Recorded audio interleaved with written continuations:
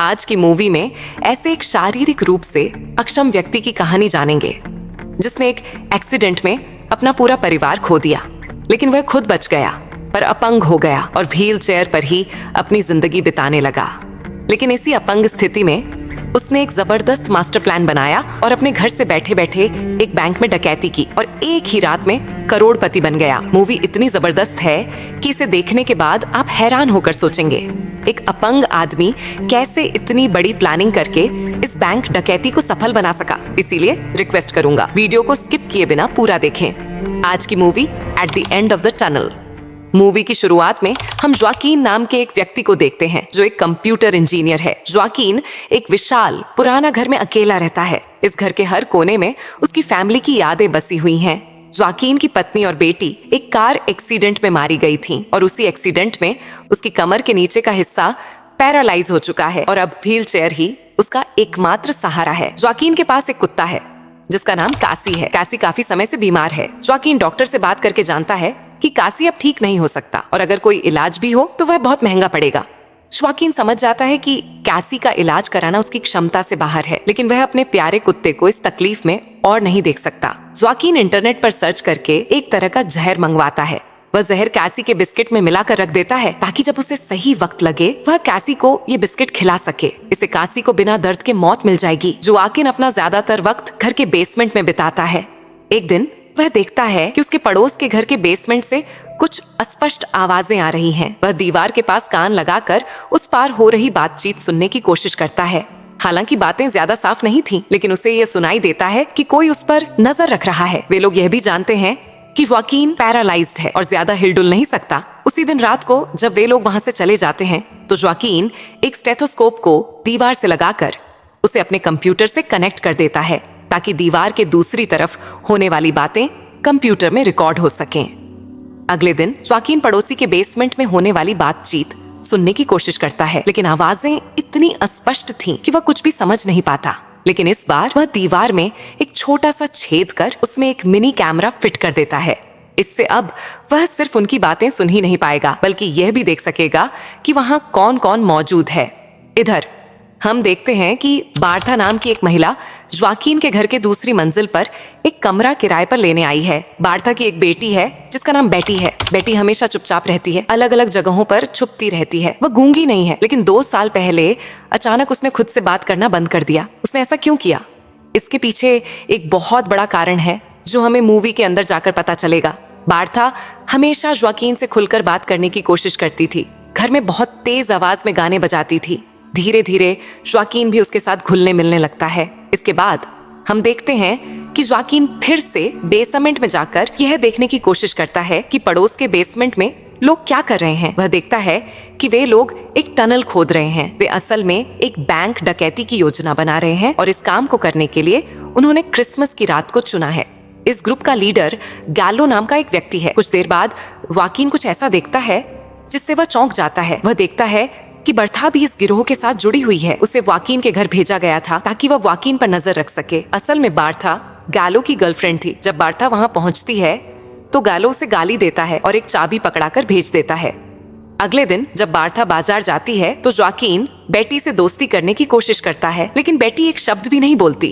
कुछ देर बाद ज्वाकीन देखता है कि बेटी कासी के कान में कुछ फुसफुसा रही है। ये देखकर वह बहुत उत्सुक हो जाता है कि बेटी कासी के कान में क्या कह रही है।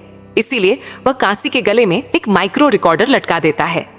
अगले दिन सुबह ज्वाकीन फिर से बेसमेंट में जाकर गैलो और उसके साथियों की गतिविधियों को फॉलो करने लगता है। तभी वह जानता है कि जो टनल खोदी जा रही है वह सीधे बैंक के वॉल्ट तक जाएगी। वॉल्ट से पैसे निकालकर वे लोग व्हील कार्ट की मदद से एक जगह से दूसरी जगह ट्रांसफर करेंगे। ठीक उसी वक्त गैलो देखता है कि उसकी टीम का एक सदस्य चोरी छिपे फोन पर किसी को बैंक का पता बता रहा है। गैलो तुरंत उस लड़के को बुलाकर उसकी पिटाई करने लगता है। फिर वह उसे एक टेबल पर बांध देता है और उसके चेहरे पर कपड़ा डाल देता है। इसके बाद वह एक हथौड़ा लाकर एक ही बार में उसकी हत्या कर देता है। यह दृश्य देखकर ज्वाकीन का दिल कांप उठता है। वह भयंकर डर जाता है। पुलिस को फोन करके कंप्लेन करने की भी उसकी हिम्मत नहीं हो पाती। इसी हालात में ज्वाकीन एक और चौंकाने वाली सच्चाई जानता है। असल में इस गिरोह में एक पुलिस ऑफिसर भी शामिल है। इस लाश को छुपाने का इंतजाम वही पुलिस ऑफिसर करेगा। इसीलिए पुलिस को बताने का कोई फायदा नहीं है। अगले दृश्य में हम देखते हैं कि जोआकिन कैसी के गले से माइक्रो रिकॉर्डर वाला बैंड निकाल चुका है और बार्था के ड्रिंक में नींद की दवा मिला चुका है। ड्रिंक पीने के बाद बार्था बेहोश होने लगती है। जोआकिन उसे खाट से बांध देता है। इसके बाद वह फिर से बेसमेंट में जाकर गालो और उसके साथियों पर नजर रखने लगता है। यहाँ वह यह जानता है कि उनके साथ जुड़े उस पुलिस ऑफिसर का नाम गार्डमैन है। वह उन्हें 747 और 748 नंबर लॉकर को छूने से मना कर रहा है। अगले दृश्य में बार्था को होश आ चुका है और जोआकिन उसे खाना खिलाने आया है। जोआकिन बार्था से पूछता है कि वह इस पैसे वाले गिरोह की मदद क्यों कर रही है। चूंकि हम पहले ही जानते हैं कि गालो बार्था का बॉयफ्रेंड है, इसीलिए वह गालो की मदद कर रही थी।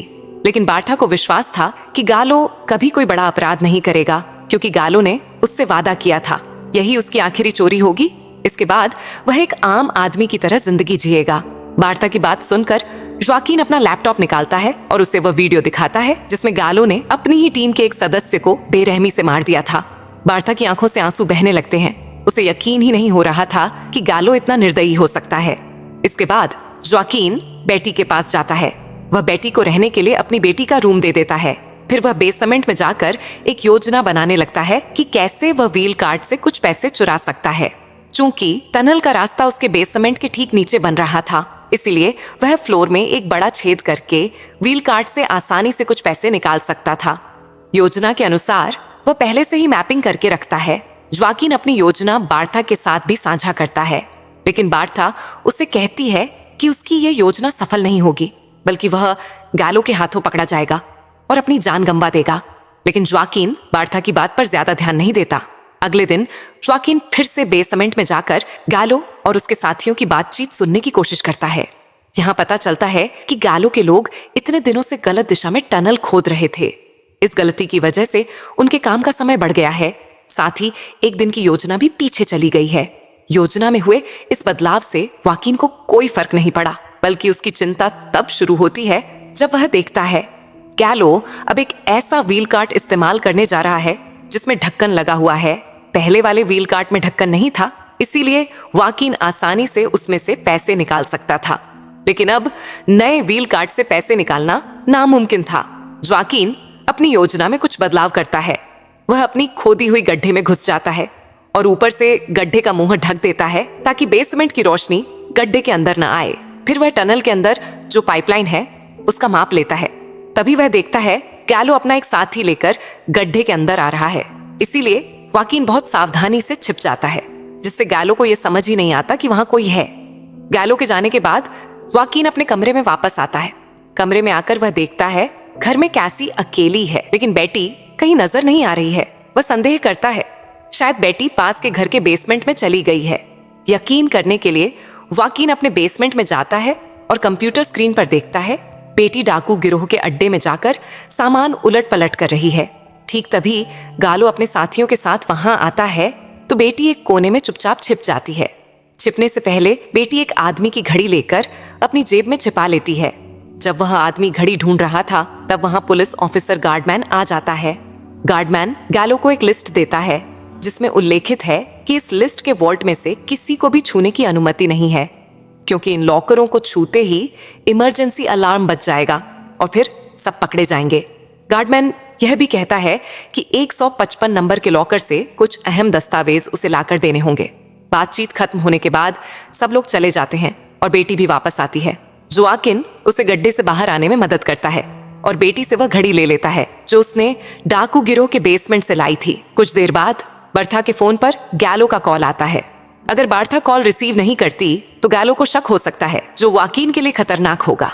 इसलिए वह बार्था को कहता है कि वह गालो के साथ सामान्य तरीके से बात करे, लेकिन बार्था तैयार नहीं होती।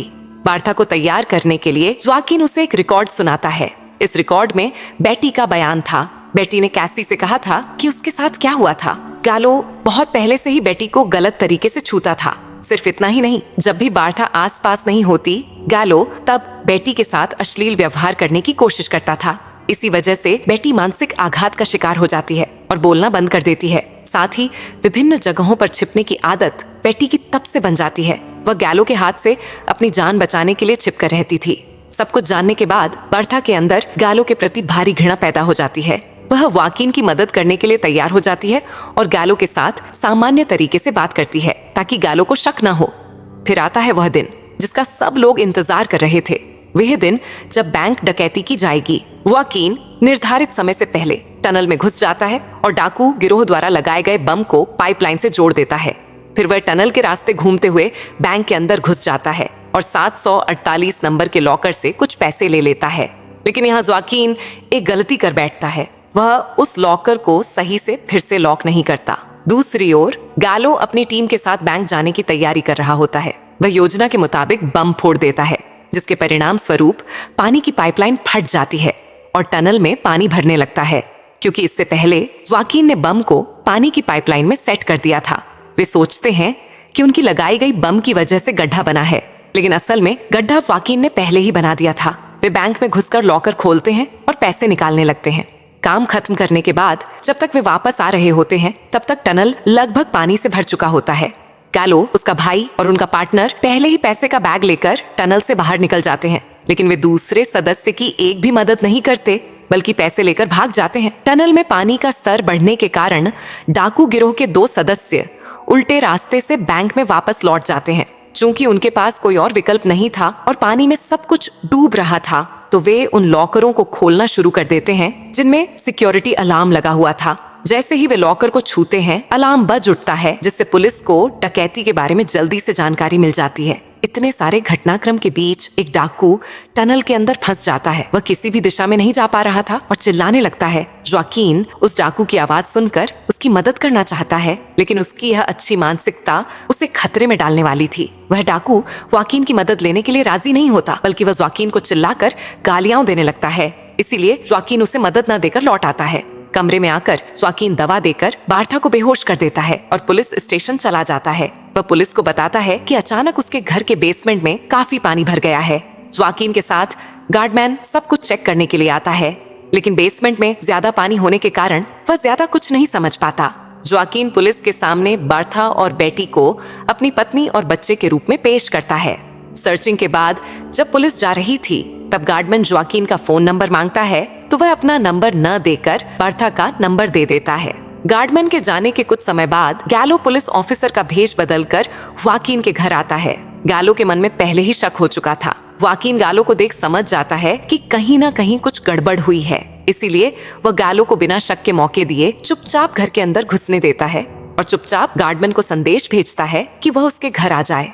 ठीक उसी समय फिर से गार्डमैन गैलो को फोन करके 748 नंबर के लॉकर को खोलने के लिए गालियां देने लगता है, लेकिन गैलो पूरी बात सुनने से पहले उसका फोन काट देता है। इसके बाद गैलो वाकिन पर शक करता है और लगातार सवाल पूछता जाता है। वाकिन बहुत सतर्कता से हर सवाल का जवाब देता जाता है।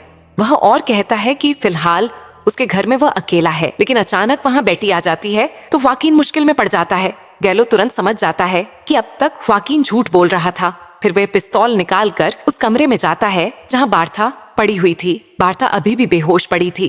गैलो वापस आकर जोआकिन से फिर से सवाल करने लगता है। इस बीच गैलो के भाई का पार्टनर भी वहां आ चुका था। जोआकिन अपनी जान बचाने के लिए एक के बाद एक झूठ बोलता जा रहा था।